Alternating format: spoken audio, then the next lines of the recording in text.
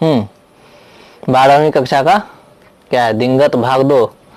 इसमें गद्य खंड है और पद्य खंड है। तो गद्य खंड में पहला चैप्टर है हमारा बातचीत। बातचीत का लेखक बालकृष्ण भट्ट। उसने कहा था का चंद्रधर शर्मा गुलेरी। संपूर्ण क्रांति के लेखक जयप्रकाश नारायण।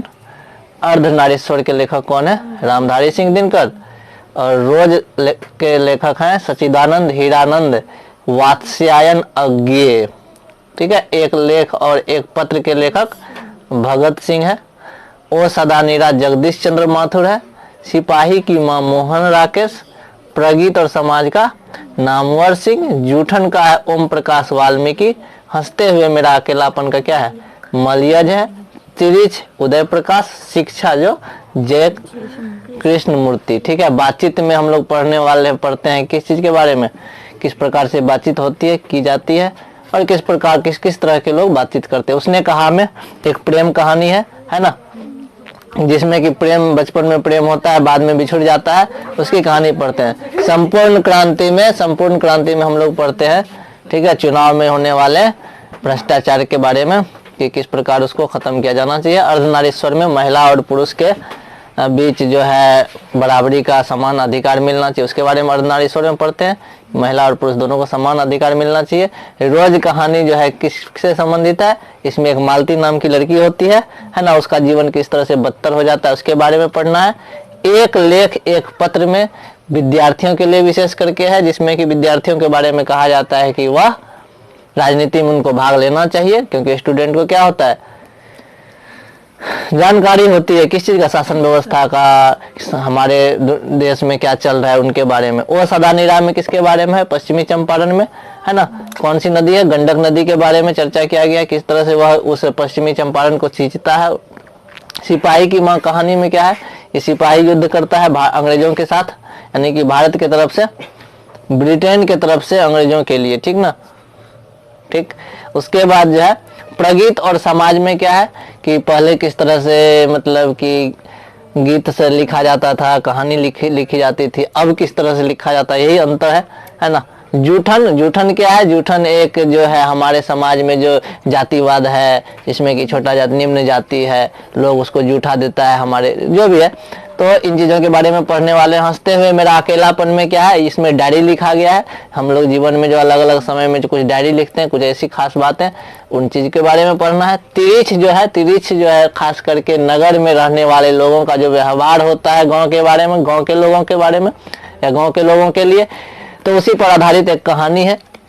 और शिक्षा जो है, शिक्षा में बताया गया है कि किस प्रकार से हमारे देश में शिक्षा की स्थिति है, कितना बदतर हाल है, इनके बारे में पढ़ना है। ठीक है, अब थोड़ा सा आगे बढ़ते हैं। वो काव्य खंड में क्या क्या है, काव्य खंड में है कड़वक, पहला चैप्टर है मलिक मोहम्मद जायसी का, जिसमें कि कड़वक ने बताया कि किस प्रकार से यदि हमारा अंग टेढ़ा मेढ़ा है, यदि हम दिखने में कुरूप हैं, लेकिन हमारे अंदर गुण है, तो हम अपने आप को क्या कर सकते हैं, बहुत बड़ा बना सकते हैं, अच्छा बना सकते हैं। पद में सूरदास जो है, सूरदास भगवान कृष्ण के भक्त थे, और इन्होंने किसके बारे में लिखा है, भगवान कृष्ण के बारे में लिखा है कि किस प्रकार से भगवान कृष्ण को उठाते हैं, किस तरह से वह नंद बाबा से प्यार करते हैं।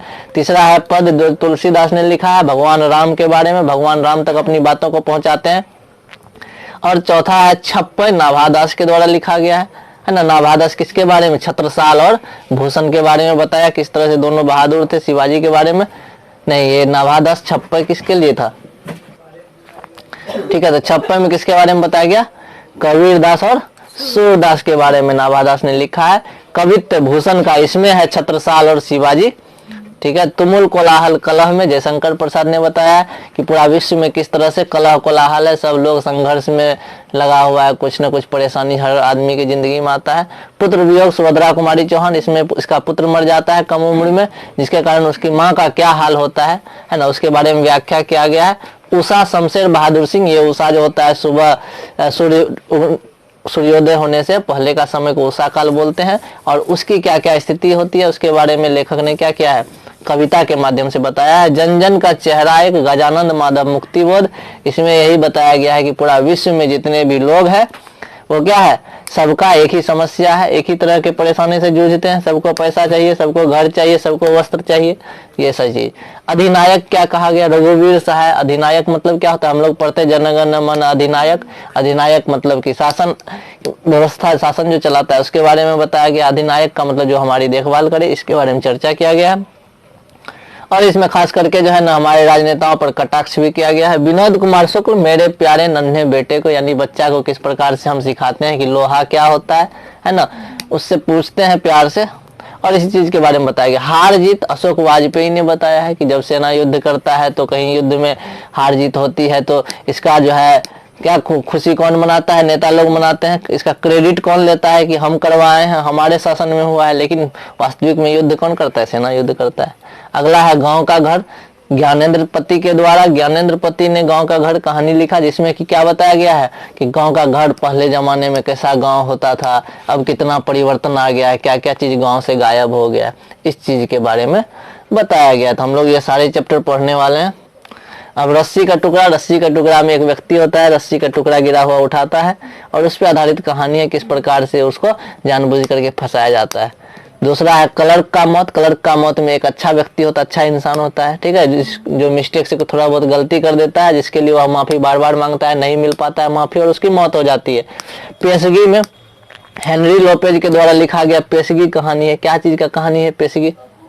पेशगी में जो है कहानी है, हमारा एक नौकरानी होती है और कोई एक बहुत बड़ा आदमी होता है, और किस तरह से मालिक और नौकरानी की स्थिति को समझ नहीं पाता है, इसी बारे में घटना है। और हम सारे चैप्टर को अच्छे तरीके से पढ़ने वाले हैं, ठीक है, देखते हैं आगे।